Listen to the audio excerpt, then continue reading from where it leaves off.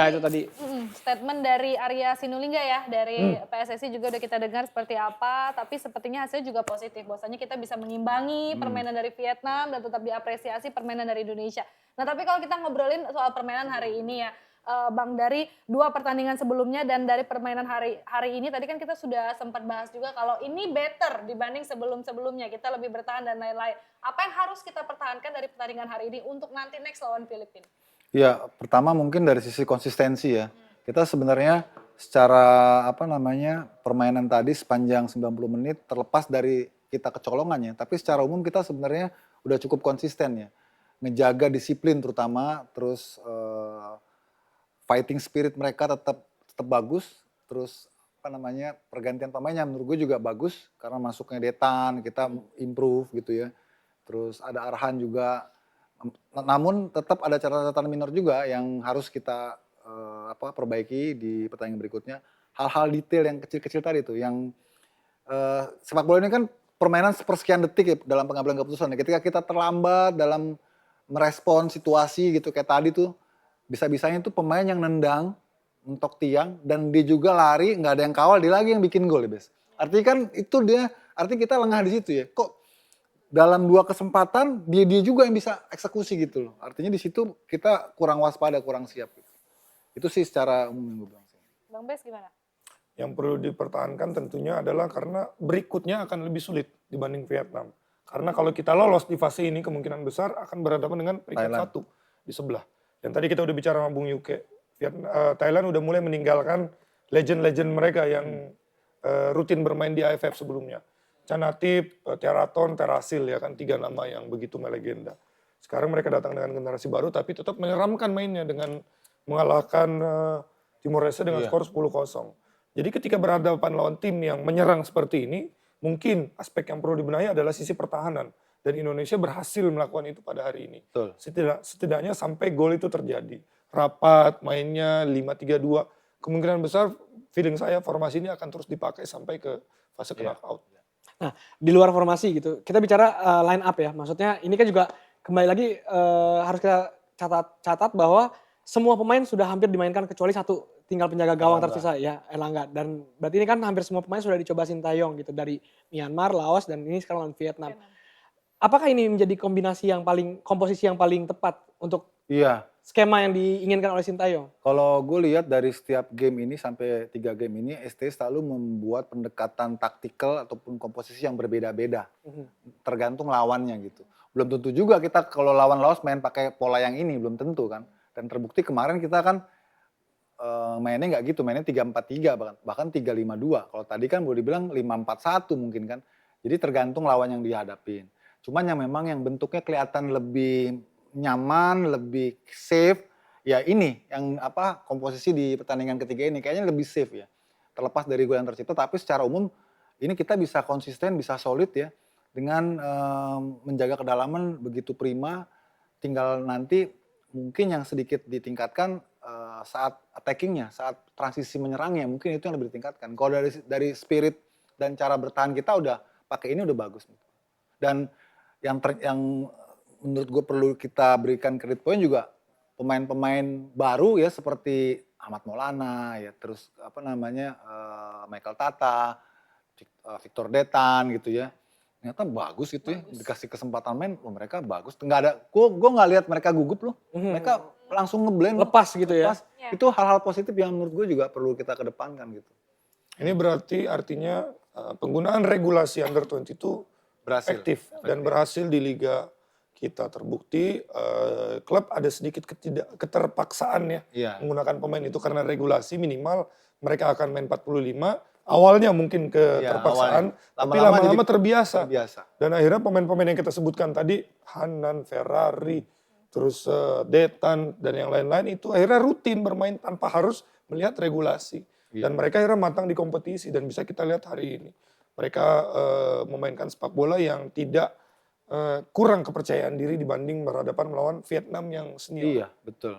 Jangan lupa Vietnam senior tadi 50 caps. Gue yakin sih bro ya, ini Vietnam walaupun menang 1-0 nggak happy mereka. Nggak happy karena mereka merasakan sulitnya gitu untuk menembus pertahanan kita gitu. Itu kan sisi positif yang kita juga harus petik ya, bahwa ternyata sebelum laga ini kita didengung-dengungkan bakal jadi bulan-bulanan lawan ya dengan situasi mental kita yang sedang drop ya, apalagi pas kita lihat pas mau laga, pergantiannya coba-coba lagi nih gitu. Ternyata enggak tuh mereka bisa. Dengan kata lain sebenarnya memang pemain-pemain U22 kita ini udah siap sebenarnya, udah siap untuk menggantikan ataupun siap bertanding di level senior gitu ya. Itu Langsung sih melotot pas menggantikan, Bang Bes langsung melotot gitu. sudah siap main di level senior gitu. Oke, next kita akan lawan Filipina. Nah, Iya. mungkin kalau kita ngobrolin soal Filipina gitu ya, kita kan harus menang. Berarti Iya, kalau iya. lawan Filipina, nanti akan di home, ada waktu istirahat panjang kurang lebih 1 minggu, Iya. ya gitu. Itu gimana nanti? Itu strateginya gue pikir bukan pakai yang pakem ini sih menurut gue sih. Atau pakem ini tapi dimodifikasi gitu dengan sisi penyerangan yang lebih agresif mungkin ya. Soalnya kita berbeda pendekatannya, kita harus lebih inisiatif dulu untuk ngambil gol kan, namanya kita butuh kemenangan, masa kita mainnya defense kayak gini nggak mungkin kan. Tinggal nanti kita lihat nih STY pakai komposisi apa nih untuk tengah ke depannya, tengah yang bisa memantik attacking gitu ya, karena Marcelino kan balik lagi, main lagi kan Marcelino kan, artinya kita ada sedikit ini nih nyaman nih, berarti kita udah punya pengatur serangan nih. Oke. Tinggal depan nih, gue lihat dari 3 laga ini Hoki sama Rafael nih belum dapet ya, ininya chemistry-nya gitu, padu padannya belum ketemu. Nah mungkin yang nanti lawan Laos itu yang perlu dipikirkan sebenarnya. Nah, menarik Bung Ike Lawan masuk Filipina ya. lawan Filipina. Menariknya adalah mungkin kita ngeliat kiprah Asnawi dan Arhan nih. Mungkin bisa dibilang kan 2 pemain yang udah kenyang pengalaman di Iya, senior iya. gitu ya. Sejauh ini seperti apa sampai match tadi lawan Vietnam? Kalau dibikin skala 1 sampai 10 ya 6 lah menurut gue. Belum maksimum banget ya. Mungkin dia terkendala karena persoalan chemistry sama anak-anak yang baru debut ya. Dia juga mungkin harus lebih mengenal lagi. Terus irama mainnya kan juga beda ya. Jadi dia harus menyesuaikan, quote on quote dia harus gendong, dia harus sedikit berkorban lah ya. Begitu juga Arhan juga di sini nggak kelihatan di senior malah ya. Jadi kayak rata gitu, Iya. nggak terlalu menonjol juga gitu ya. Mungkin itu sih. Kalau strike gimana sama Bang Wes juga, Arhan, Asnawi hari Kalau ini? Rafael Strike mungkin kurangnya persiapan. Karena dia salah satu pemain yang paling terakhir Telat datang. bergabung ya. Datangnya ya. Terus bergabung di sana kan di Myanmar. Udah langsung Juga kita menuntut dia untuk langsung turn in, itu tentu sulit. Ketika 2 minggu lebih, itu pemain dipersiapkan oleh Sintayong 1-2 minggu. Itu kan pemain-pemain yang duluan datang pasti udah dapat Iya. cara bermain, evaluasi taktik. Saya dengar bahkan latihannya 2-3 kali sehari waktu itu untuk mengejar ketertinggalan fisik yang diharapkan oleh Coach Sintayong. Tetapi akhirnya ya tetap balik lagi, pelatih pasti nggak mau kalah dan pasti akan selalu menggunakan pemain terbaiknya. Dan terbukti di senior salah satu pemain andalannya dia ya Rafael Strike. Iya. Dan kita harapannya Rafael Strike senior bisa kelihatan nih di AFF dan terbukti sampai sekarang ya belum terlihat. Gitu. Nah, ada peningkatan permainan tadi ya udah kita bahas dibandingkan 2 match sebelumnya. Di match kali ini kita mampu mengimbangi, tapi ada satu permasalahan yang kembali lagi walaupun sebelumnya kita berhasil mencetak gol, cuman itu kan lewat set piece gitu ya. Dan di laga kali ini kita mendapatkan 2 peluang, cuman masih belum berhasil gol. Dari open play, Dari open play, Dari open play. evaluasi untuk lini depan mungkin di laga lawan Filipina. Iya tadi seperti gue bilang kita masih menunggu kombinasi yang baik ya, koneksi yang baik antara 2 penyerang utama kita ya, Rafael Strike sama Hoki Caraka. Karena kita nggak punya lagi penyerang yang lebih berpengalaman di tim ini kecuali 2 orang itu, dan kita sangat mengandalkan mereka. Tapi ya faktanya mereka belum dapat juga ya. Masih belum dapat. Mudah-mudahan aja nih pertandingan nanti lawan Laos ya, pertandingannya lawan Filipina. Filipina. yang paling menentukan mereka bisa merespon nih. Karena pasti banyak pertanyaan juga, banyak keraguan juga ya. Mereka ternyata levelnya masih ASEAN gitu kan. Padahal mereka udah punya caps cukup banyak juga ya. Hoki kalau nggak salah sebelum masuk ke turnamen ini dia caps senior itu 2 gol. Rafael udah 20-an malah kan. Iya. Jadi sebenarnya wajar kalau kita sangat bergantung sama 2 pemain ini kalau kita bicara tentang sisi penyerangan. Cuma ya tadi juga harus kita sadari supporting dan juga supply dari lini tengah juga ya penting juga. Kita nggak bisa juga cuma ngandelin mereka di depan tanpa dukungan yang konstruktif dari lini tengahnya kan. Nah lini tengah kita sendiri aja sejauh ini kita lihat dari 3 laga komposisinya kan berubah-berubah mulu kan. Nggak ada yang firm. Apalagi sekarang ataupun hari ini tanpa Marcelino gitu ya. Dengan Marcelino udah 2 laga pertama aja nggak nyetel-nyetel juga gitu kan. Iya. Ya emang lebih kepada faktor kebersamaan yang kurang sih menurut gue ya. Mungkin butuh lebih ngobrol solid lagi tadi Iya, ya. ngopi-ngopi bareng. Ngopi-ngopi gitu ya. bareng, nongki-nongki, gosip bareng dulu, solid gitu. Tapi dengan hasil ada kemungkinan nggak yang kayak kita bahas di awal tadi akan dihadirkan Ivar atau Hapner gitu, possible nggak? Kalau di pertandingan lawan Filipina Nggak ya? kemungkinan besar enggak. Nggak ya?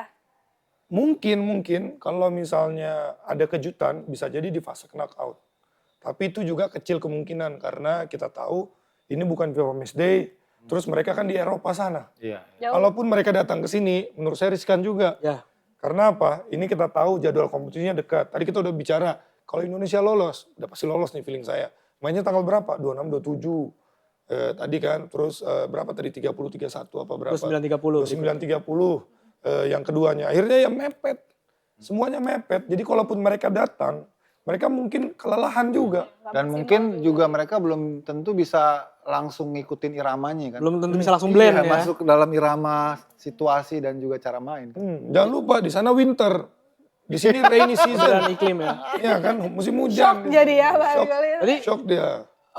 bisa dibilang mungkin kedatangan Ivar dan Hapner pun belum tentu jadi Iya. solusi. Dan ya. juga kita belum tahu persis apakah aturannya membolehkan. Boleh kan atau tidak, ya itu. Nah, karena setahu gue sih kalau udah turnamen gini begitu di lock di pertama itu ya udah gitu, nggak bisa diubah. Kalau targetnya hanya untuk meraih hasil terbaik, terus ingin jadikan ini sebagai ajang pemanasan, menurut saya nggak perlu panggil Ivar Iya, sama betul, setuju, Justin. setuju. Kita kasih aja kesempatan ke siapa tadi? Arkan Iya. Fikri misalnya. Dia nge-build kepercayaan dirinya. Betul. Terus kita kasih kesempatan Hanan. Kita kasih kesempatan pemain-pemain lain juga untuk bisa show up. Ya kan di saat Indonesia membutuhkan. Daripada kita panggil pemain yang udah sering dapat kesempatan bermain. Gitu. Setuju. Jadi dalam konteks ini sih gue lebih baik mengimbau kepada warganet, udahlah lupakan itu. Iya, Keinginan-keinginan untuk mendatangkan Marjener ataupun Justin Hapner, udah lupakan lah, move on aja. Kita bicara dengan squad yang ada aja. Toh juga dari awal kan tim ini memang seperti kata Pak Erik nggak ditargetin. Dan tim Tapi ini kalau kalah dipertanyakan. Nah, Atau kalau salah itu line up, jadinya standar ganda ya. boom. Iya. Ya Tapi kan? Bes, kalau nggak lolos Bes itu pantas dipertanyakan. Kalau sampai nggak lolos grup ya, itu pantas dipertanyakan. Karena kualitas dengan U22 ini kita harus lolos grup gitu loh. Iya. Kalau menurut Dengan saya yang bisa plus bikin kita minusnya nggak, gitu ya. yang bisa bikin kita nggak lolos, apalagi kita tahu Filipina udah draw 2 kali, adalah kita dibantai Filipina di kandang. Nah ini harus dipertanyakan sangat kalau Iya, misalnya kita kalau- sampai kalau kejadian dibantai, kayak kalau gitu sampai kejadian. Nah kembali lagi ke laga ini, Bung Yuke, Bang Bes, pasti ada man of the match ya. Maksudnya menurut kalian berdua pun siapa kira-kira pemain kita yang pantas menurut? Gue nggak ada feeling ya. Tapi kalau tadi lihat beberapa kali Cahaya ya buat penyelamatan sih, walaupun dia kebobolan, menurut gue dia salah satu pemain yang kelihatan sibuk lah dalam pertandingan ini gitu ya. Karena ada momen-momen di mana peran dia juga penting juga sih. Iya. Tapi yang lain sih rata-rata air aja sih. Masih seperti tadi ya, maksudnya masih apa Karena namanya? Cahaya kan juga Cahaya baru kembali dari cedera ya, kemarin nggak main. Cahaya, ya.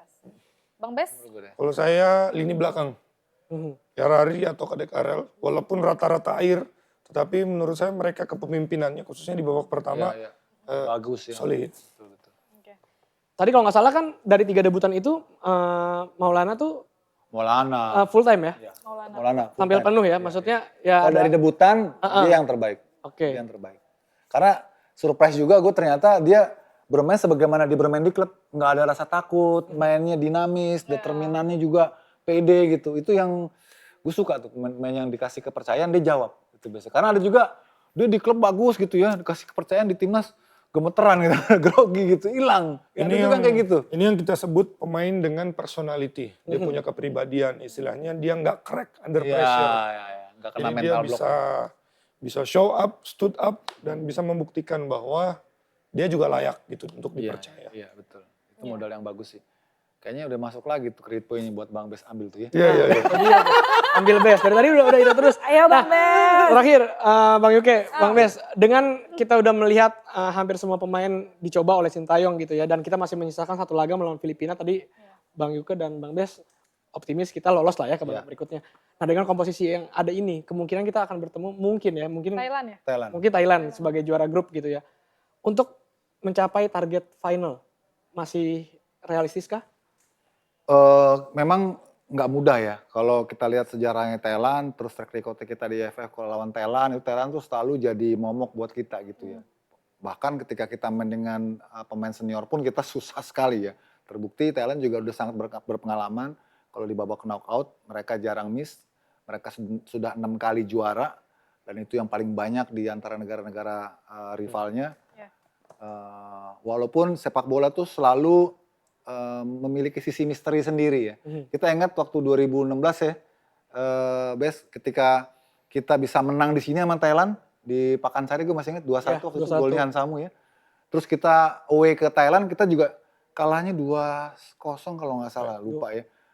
Tapi kita nggak malu-maluin gitu artinya. Kita tersingkir saat itu di final dengan gagah lah maksudnya, nggak memalukan. Kita bisa ngalahin mereka di sini, cuma kita kalah gregat aja karena kalah di sana. Kalah Waktu selisih itu, gol. Kurnia Mega tepis penalti. Jadi sebenarnya momennya, artinya momentumnya kalau kita mau bisa ngambil kemenangan dari Thailand, kita harus menang di sini.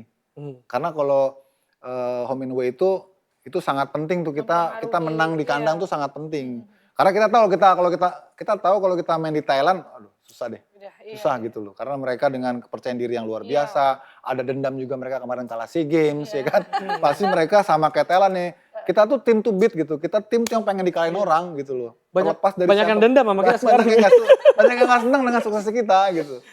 Itu sih yang gue pikir. Tapi anyway, kalau gue melihatnya lebih ke depan lagi, ini tim ini sangat bagus kalau terus dijaga, dipertahankan, diberikan terus ruang buat pemain ini bertumbuh dalam kompetisi ya. Yes. Karena kan targetnya kan jangka panjang untuk SEA Games, untuk Piala Asia U23 kan. Yes. Makanya gue nggak sedih kalau misalnya kita di sini dikatakan fail gitu, gue nggak sedih karena gue tahu bahwa tim ini memang dibentuk, disiapkan untuk proyek itu, untuk proyek SEA Games sama Piala Asia U23 ya. Kalau SEA Games kan memang kita juara bertahan ya, dan itu kan multi event yang kita selalu kalau sepak bola itu memang jadi buah bibir yang harus kita menangkan gitu. Kebetulan kemarin kita dapat momentum. Pelatihnya dari mana? Enggak, nanya aja gitu. Sebenarnya Bes, jujur Bes ya, kalau gue pribadi, gue pengen malah tim SEA Games yang kemarin diterusin di sini. Kalau gue. Sama pelatihnya? Iya, sekalian. Karena kalau ST itu udah dia di atas aja. Level yang lebih advance gitu loh. Biarin di bawah ini kelompok umur pelatih lokal aja. Gitu. Supaya bukan cuma pemain yang punya harapan untuk mereka bertumbuh, tapi pelatih lokal juga dapat tantangan gitu loh. Biasanya kalau pelatih lokal, pelatih kepala, asistennya lokal juga. Iya. Sebelah gue soalnya. Iya. Bisa. Jadi ada harapan. Oke, Bang Bas ada yang mau ditambahin tadi? Kalau ditambahin sih kita patut bangga ya, karena grafik permainan timnas walaupun sempat turun ketika berhadapan melawan Laos, sekarang naik lagi. Apalagi dari aspek defensif. Walau kalah. Sepak bola itu kan ada menyerang, bertahan, transisi. Bertahannya udah bagus, transisinya so-so, nyerangnya sekarang yang masih harus ditingkatkan. Karena ketika berhadapan melawan, kita anggapnya lawan Thailand lah di fase knockout, satu peluang tuh harus gol. Betul. Ya kan, karena mereka pasti akan menyerang terus, apalagi mereka main dengan anggaplah pemain hampir terbaik, walaupun dia nggak mengambil legend-legend mereka. Senior-seniornya. Terus pertandingan melawan Filipina juga harus kita manfaatkan untuk recovery, karena kita ada 1 minggu 6 hari lah untuk recovery, kita manfaatkan dengan baik, pilih-pilih pemain yang kira-kira layak untuk main. Tadi udah dibilang Bung Yuke, Asnawi udah pasang tapping di mana-mana kiri kanan. Dipaksa salah menurut saya dipasang. Sampai habis ya. Iya, sampai habis dari. Gak usah lah dipasang melawan Filipina misalnya. Atau dicadangin lah. Cadangin, kasih kesempatan ke misalnya Niko. Iya. Ya kan, kalau enggak pelatih saya ini nanya terus nih kenapa yang main. Baru saya mau bilang. Abis ini Ini saya pesan WhatsApp. sponsor kayaknya nih mungkin. Abis ini saya WhatsApp. Nik, yang main nih Nik. Gitu misalnya.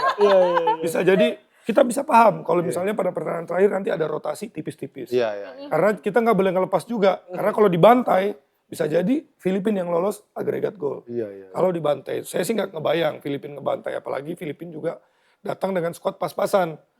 Pemain macam kipernya Persib ya kan, Kevin Ray Mendoza juga nggak dilepas. Karena memang nggak dikasih ya? Nggak dikasih karena memang Banyak pemain Filipina juga yang ikut 3-1 ya biasanya. ya akhirnya ya mereka juga datang dengan skuad yang Pas-pasan. klub yang punya keikhlasan gitu untuk melepas. Oke. Gitu. Mudah-mudahan aja itu pertanda positif lah buat kita bisa ngalahin Filipina. Filipina sendiri berarti menyisakan laga melawan kita dan Vietnam ya.